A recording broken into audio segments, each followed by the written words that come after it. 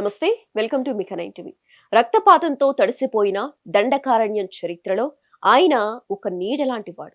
35 ఏళ్ల పాటు పోలీసుల కళ్ళు గప్పి దట్టమైన అడవుల్లో ఒక సామ్రాజ్యాన్ని నడిపిన మోస్ట్ వాంటెడ్ కమాండర్. అతని పేరు చెబితే చాలు ఛత్తీస్గఢ్, మహారాష్ట్ర, తెలంగాణ సరిహద్దుల్లోని పోలీసులకు నిద్ర పట్టేది కాదు. కానీ కాలం ఎప్పుడూ ఒకేలా ఉండదు. ఒకప్పుడు వందలాది మంది సాయుధ దళాలను నడిపించిన ఈ బస్తర్ టైగర్ ఇప్పుడు కేవలం 5గురు అనుచరులతో మిగిలిపోయారని సమాచారం. తన జీవితంలో సగానికి పైగా అడవిలోనే గడిపిన ఈ టాప్ కమాండర్ లీడర్ పాపారావు ఎట్టకేలకు పోలీసుల ముందు లొంగిపోవటానికి సిద్ధమయ్యారని తెలుస్తోంది. ఏకంగా 35 ఏళ్ల అజ్ఞాతవాసానికి తెరదించుతూ అతను ఆయుధాలు కింద పెట్టేందుకు రెడీ అవటం దేశవ్యాప్తంగా కూడా సంచలనంగా మారింది. 25 లక్షల రివార్డు ఉన్న ఈ బస్తర్ టైగర్ 35 ఏళ్ల పాటు పోలీసులకు చిక్కకుండా ఎలా దాక్కున్నాడు? సరిగ్గా ఇప్పుడు ఈ వయసులో అతను లొంగిపోవటానికి దారితీసిన కారణాలు ఏంటి? అసలు పాపారావు ఎవరు? అతని బ్యాక్గ్రౌండ్ ఏంటి?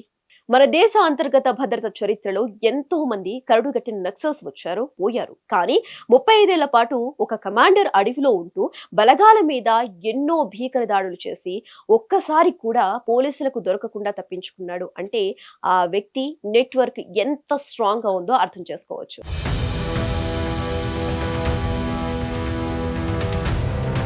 ఆ మోస్ట్ వాంటెడ్ మావోయిస్టు లీడరే పాపారావు. దాదాపు 35 ఏళ్ల అజ్ఞాతవాసం తర్వాత అనారోగ్య కారణాలు, పోలీసుల ముమ్మర కూంబింగ్ నేపథ్యంలో పాపారావు లొంగిపోవాలని నిర్ణయించుకున్నట్లు తెలుస్తోంది. బస్తర్ అడవుల్లో మావోయిస్టుల వెస్ట్ బస్తర్ డివిజన్ ఇన్ఛార్జ్ గా పనిచేస్తున్న ఇతను ఇప్పుడు పోలీసుల ముందు లొంగిపోవటానికి రెడీ అవడంతో దండకారణ్యంలో మావోయిస్టుల శకానికి దాదాపుగా ఎండుకడ పడినట్లే అని నిపుణులు చెబుతున్నారు.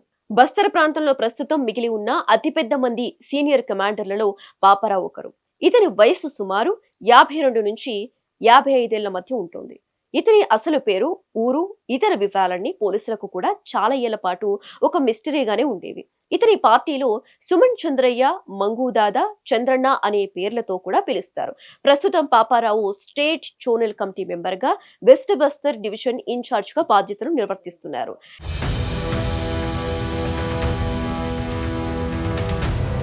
ఇతని తల మీద ఛత్తీస్గఢ్ ప్రభుత్వం 25 లక్షల రివార్డు ప్రకటించింది.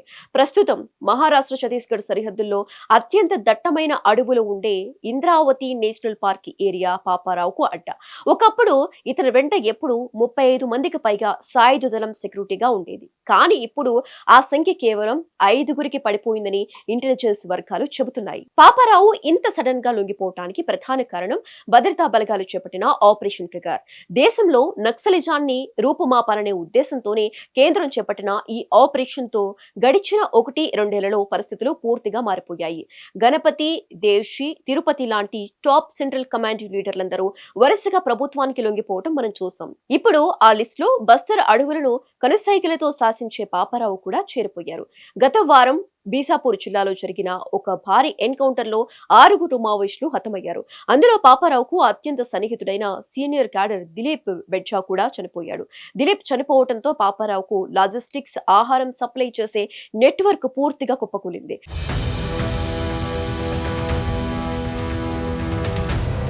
ఇక దారులు మూసుకోవడంతో పాపారావు లొంగిపోయేందుకు రెడీ అయ్యారని తెలుస్తోంది. తనతో పాటు 100కు పైగా క్యాడర్ కూడా లొంగిపోవటానికి సిద్ధంగా ఉన్నారని సమాచారం. పాపారావు సరెండర్ అనేది కేవలం ఒక వ్యక్తికి సంబంధించినది కాదు. ఇది మావోయిస్టుల ఆర్మ్డ్ కోడ్ పతనానికి నిదర్శనం.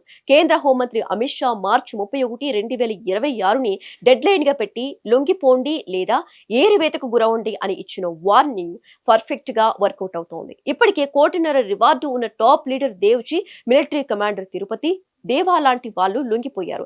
నేపాల్లో తలదాచుకున్న కరుడుగట్టిన నేత గణపతి కూడా లొంగిపోవటానికి రెడీ అవుతున్నారు.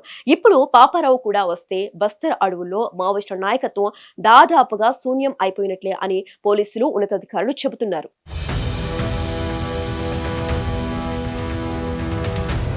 తుపాకీ పట్టుకుని అడవుల్లోకి వెళితే విప్లవం వస్తుందనుకున్న వాళ్ళంతా చివరకు ప్రాణభయంతో అదే తుపాకీని పోలీసుల ముందు కింద పెట్టాల్సిన పరిస్థితి వచ్చింది. ఆపరేషన్ కగార్ ద్వారా ప్రభుత్వం కేవలం ఎన్కౌంటర్లు చేయటమే కాదు, లోపల డెవలప్మెంట్ పనులు చేస్తూ గిరిజనులకు చేరువ అవటం వల్లే మావోయిస్టులు ఇలా ఒంటరైపోయారని విశ్లేషకులు అభిప్రాయపడుతున్నారు. పాపారావు లాంటి వాళ్ళు లొంగిపోయి జనజీవన స్రవంతిలో కలిస్తే మిగిలిన చిన్న క్యాడర్ కూడా ఆయుధాలు వదిలేయటం ఖాయంగా కనిపిస్తోంది.